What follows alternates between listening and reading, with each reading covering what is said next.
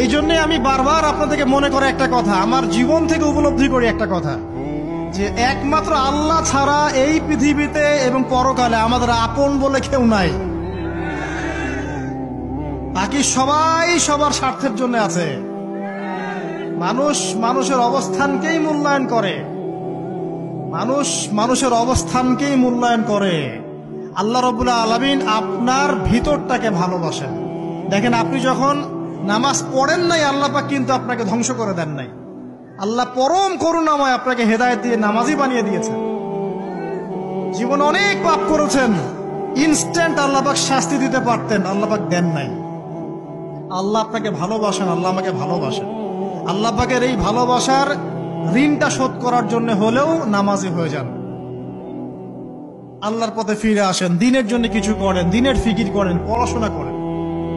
প্রিয় ভাইরা, আল্লাহ পাক তৌফিক দান করুন।